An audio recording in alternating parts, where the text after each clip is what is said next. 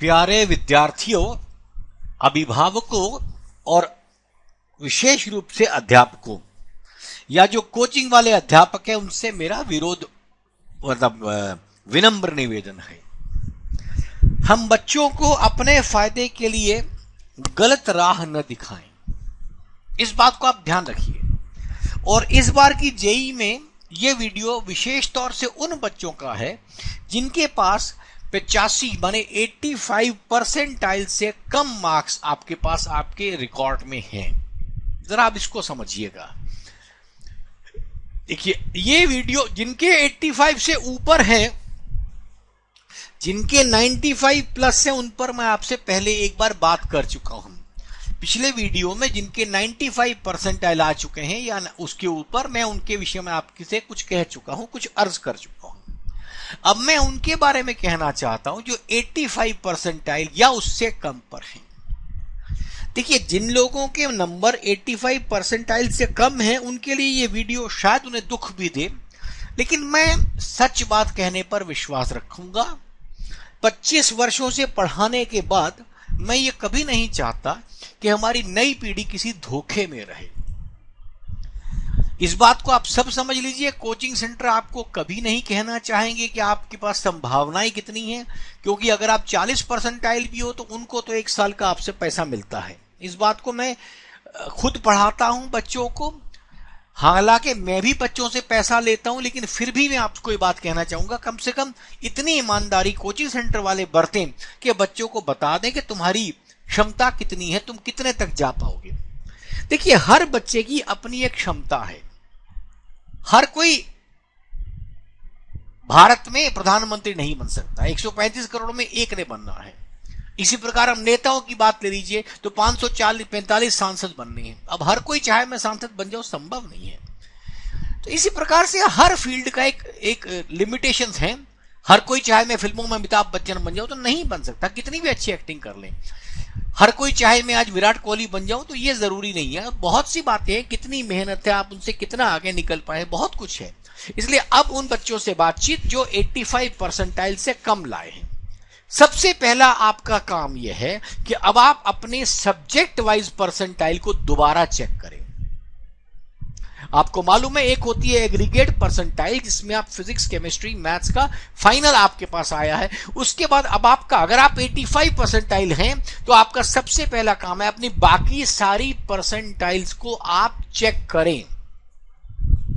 अगर आपके पास बाकी सारी परसेंटाइल भी 85 के आसपास हैं, या दूसरी सूरत हो सकती है कि आपके पास 85 एग्रीगेट है लेकिन किसी में अधिक है, एक आध सब्जेक्ट में कम है। इसको जरा आपने समझना है। अगर आपके पास ऑल अराउंड 85 परसेंटाइल है तो आपका तरीका आगे का अलग होगा। यदि आपके पास एक सब्जेक्ट में कम आ गया तो आपका तरीका आगे होगा। इस बात को ले लीजिए। मैं फिर कहूंगा, मैं अब इस वीडियो में आपको कुछ सच्चाई बताने वाला हूं।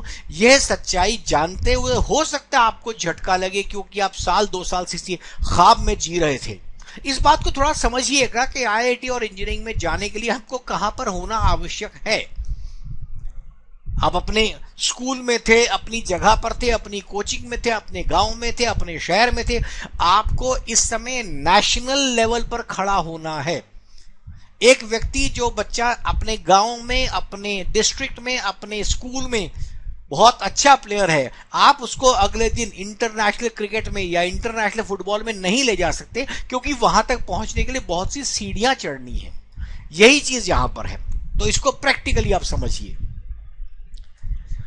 अगर आपके पास variation subject wise too much है, तब आपके पास एक पॉजिटिव रास्ता है कि जिस सब्जेक्ट में आपकी वैल्यू 85 से थोड़ी प्लस है, जिसमें नीचे है, तो नीचे वालों की आप मेहनत करना शुरू कीजिए, और बाकी जिसकी 85 से ऊपर 90 के आसपास पहुंच गई है, अब आपके पास फिर भी कुछ स्कोप है, आप कुछ बेहतरी कर सकते हैं उस सब्जेक्ट को पीछे करके।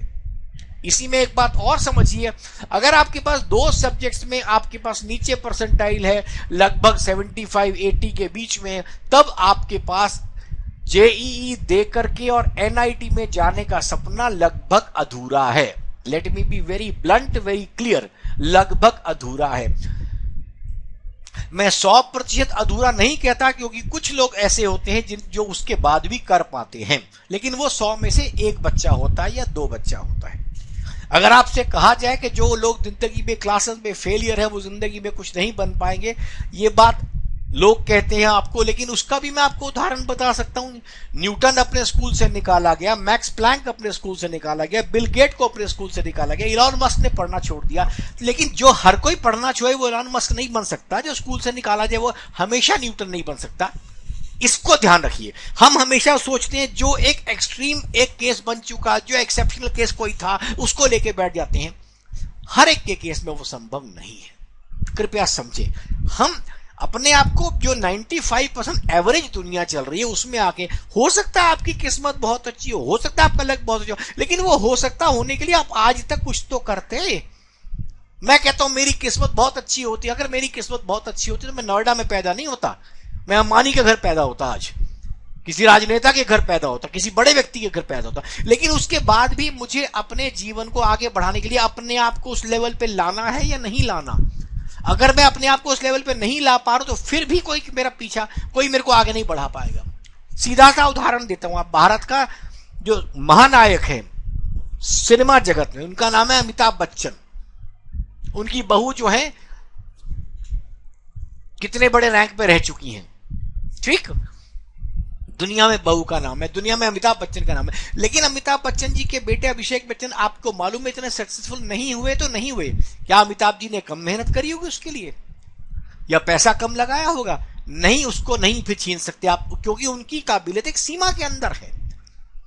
अब आप आगे बात करिए तो आपके पास स्टिल कुछ चांस है, यदि आपकी वेरिएशन सब्जेक्ट वाइज बहुत ज्यादा, उसमें भी एक सब्जेक्ट कम है और बाकी 2 ऊपर हैं। यदि 2 नीचे है तो संभावना लगभग नगण्य है।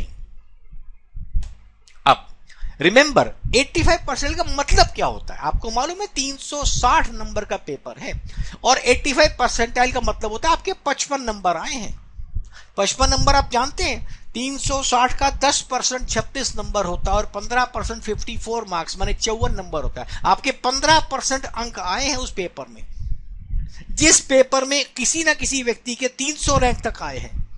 खैर ये रीडिंग मैंने गलत लगा दिया, 360, इस बार पेपर 300 नंबरों का है तो 300 में से 55 नंबर आए, ये रीडिंग थोड़ी गलत है, 360 का 300 कर लीजिएगा। लेकिन आप देखिए 20% नंबर आपके नहीं है, जबकि किसी ने पूरे भी अटेम्प्ट किए हैं, वो कैसे फिर ले आया? आप ये समझिए कि जितने लोग पेपर देते हैं, जितनी सीटें, उसके लिहाज से आपको उन टॉप में होना जरूरी है। देखिए ये कोई बोर्ड का पेपर नहीं है कि 100 बच्चों के से 100 नंबर आ सकते हैं। यहां पर ऑल इंडिया रैंक 1 एक ही बच्चे की आएगी, ऑल इंडिया रैंक 2 एक ही बच्चे की आएगी, ऑल इंडिया रैंक 3 एक ही बच्चे की आएगी। नंबर आपके बराबर हो जाए तो भी उम्र का फर्क पड़ता है, फिर मैथ्स फिजिक्स केमिस्ट्री चलता है। तो इसलिए रैंक वाइज आपको रैंक लानी है। ये बोर्ड का पेपर नहीं है कि आप इसमें गुजारा कर सके एब्सोल्यूट रैंकिंग पर। अब देखिए 85% का मतलब है कि आप अभी टॉप के 1,20,000 बच्चों में हैं, 1.25 लाख बच्चों में आप हैं अभी। और क्या आप जानते हैं कि आपके पास टोटल सीटें कितनी हैं? कुल आईआईटी में कंप्लीट सीटें लगभग 13,000 है। अब वो 10, 20, 50 ऊपर नीचे 100 हो सकती है, लेकिन मोटा मोटी 13,000 सीटें टोटल आईआईटी में हैं, जो आपके 85 परसेंटाइल का 10% बैठती है। साथ में आपको पता है एनआईटी की सीटें कितनी है? 24,000, माने टोटल 37,000 सीटें हैं अभी आपके पास, और आप अभी 1,20,000 रैंक पर हो। अब आप ये तो नहीं कहते सर कुछ 2 कोई तो पछाड़ना है। बेटा आप जैसे जितने वो सारे इधर निकले हुए हैं, जिनके 95 परसेंटाइल है वो पूरे निकले हुए हैं आगे। इसको देख करके आपके पास, अब जो लोग जनरल कैटेगरी की हैं वो एक बात और समझें, इनमें से 50% कोटा है बेटा, तो कुल मिला के 18,000 सीटें आपके पास बचती हैं। बिकॉज 24 और 13 को जोड़िए 37,000 है, उसका आधा कर दिया मैंने, लगभग 18,000 सीटें हैं आपके पास। तो जनरल कैटेगरी वालों के पास, अब वो सिस्टम गलत है ठीक है, वो एक अलग बहस हो सकती है, लेकिन सच्चाई ये है। अब आप इसको ध्यान से देखिए। अब आपके पास जनरल कैटेगरी की अगर आप हैं तो आपके पास कुल 18,000 सीटें हैं और आपकी रैंक अभी 1.25 लाख है। अब आप खुद अंदाजा लगा लीजिए आपको अब क्या करना है। मतलब आपसे 6 गुना लोग अभी आगे हैं। और ये मैंने क्या लिया है, ये मैंने आईआईटी और एनआईटी दोनों लिया है। याद रखना, आईआईटी और एनआईटी दोनों लिया है। अगर मैं सिर्फ आईआईटी की बात करूं तो कुछ 5000 सीटें हैं। आपको ये समझना है कि 1.25 लाख में 18,000 निकालने का मतलब हर 6, मतलब आपको 6 में से 1 की प्रोबेबिलिटी है। लेकिन उस 6 में आप ये क्यों भूल जाते हो, ये 6 रैंडम एक्सपेरिमेंट नहीं है। अगर आप प्रोबेबिलिटी वाइज समझना चाहें, ये रैंडम एक्सपेरिमेंट नहीं है। जो ऊपर के 18,000 है उनको पहले मौका मिलना है ना, जो पहले ला चुके हैं, जो 95% ला चुके हैं, उनका मौका ज्यादा, आपका मौका कम है। इसलिए इस बात को समझिए। I don't want to be harsh, लेकिन सच्चाई यही है। मैंने पहले भी एक बार कहा, अभी भी मैं जो डेटा बता रहा हूं बहुत पॉजिटिव बता रहा हूं आपको। याद रखिए, 95 परसेंटाइल वाले लाख बच्चों को लिया जाता है जो जेई एडवांस के लिए देते हैं। इनफैक्ट वही में से आप आते हैं एनआईटी वगैरह में। ये तो मैंने आपको 85 के बावजूद 1.25 लाख बोल दिया, हो सकता है ये 1.5 लाख से ऊपर जाए। लेकिन फिर भी आप समझिए, अब इसके बाद जो लोग सोचते हैं कि नहीं मुझे इंजीनियरिंग ही करनी है, बेटा फिर प्राइवेट इंजीनियरिंग कॉलेज आपके पास होंगे, उनमें आपने करना है, बेशक करिए। अगर उनमें आपको करना है तो आपको इतना ज्यादा फिर आपको सिर खपाई की जरूरत नहीं है। फिर इंजीनियरिंग कॉलेज में यह पता हो आपको होना चाहिए, जितने लोग भारत में जेई का पेपर देते हैं उतने से अधिक सीटें आज भी भारत में विद्यमान हैं। तो अगर आप किसी प्राइवेट कॉलेज से इंजीनियरिंग करनी है वो तो आज भी हो जाएगी, उसकी चिंता आप बिल्कुल ना करें। लेकिन रेप्यूटेड में जाने के लिए आपको ये सब देखना पड़ेगा। आप ये समझो, 10 लाख बच्चे जो पेपर देते हैं उनमें आपको 18,000, चलिए पूरे कैटेगरी के साथ 36,000 में आपको आना है 10 लाख में से। तो 10 लाख का अभी आपका 10% होता है 1 लाख, और उसका भी आगे 3% होता है। तो 10 लाख का 3% होता है आपका 30,000। तो आपको 3% आने का मतलब यह, आप अपने जिले में अगर 1000 बच्चे हैं तो आप टॉप 30 में आने चाहिए, अगर ये सारा एवरेज चले। लेकिन ये जरूरी नहीं है, क्योंकि जैसे जैसे आप हाईली क्वालिफाइड या मतलब हाईली कॉम्पिटिटिव वर्ल्ड के सिटीज को देखेंगे, वहां कॉम्पिटिशन और ज्यादा है, और ज्यादा है। लेकिन अगर मैं दुनिया भर का या हिंदुस्तान भर का एवरेज भी ले लूं तो टॉप 100 बच्चों में आपका 3 नंबर में आपका आना जरूरी है, 100 में से एवरेज। और अगर आप हाईली कॉम्पिटिटिव वर्ल्ड में चले जाओगे तो वहां पर तो आपको पता होनी चाहिए 100 में से 2 ही आपको आना है, 1 ही आपको आना है, तभी आप जा पाओगे।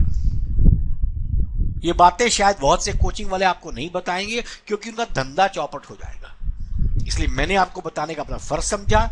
इससे आपको शिक्षा लेना चाहे तो लीजिए। मेरी करबद्ध प्रार्थना है, धोखे में मत रहिए। जो लोग साल ड्रॉप भी करना चाहते हैं उनको भी मैं बता दूं, जिनके 85% से ऊपर है वो साल ड्रॉप करें। 80 तक ड्रॉप कर लो, उसके बियॉन्ड वाले, नीचे वाले बिल्कुल ड्रॉप न करें, क्योंकि आप साल भी अपना बर्बाद करोगे, माँ बाप का पैसा बर्बाद करोगे। और सबसे महत्वपूर्ण बात, माँ बाप के पैसे की मुझे उतनी दर्द नहीं है जितना आपकी जिंदगी का 1 साल लग जाएगा। आप जानते हैं 1 साल की कीमत क्या होती है? 1 साल मत बर्बाद कीजिए अपना। कोई दूसरी रैंक भी आपको लेनी पड़े, दूसरी लाइन लेनी पड़े, उसको सोचिए। आपको इस पर कोई प्रश्न मेरे से लगना पड़े तो मेरे YouTube चैनल में नीचे लिख सकते हैं। मैं पूरी कोशिश करूंगा आपकी समस्या का समाधान करने का। धन्यवाद।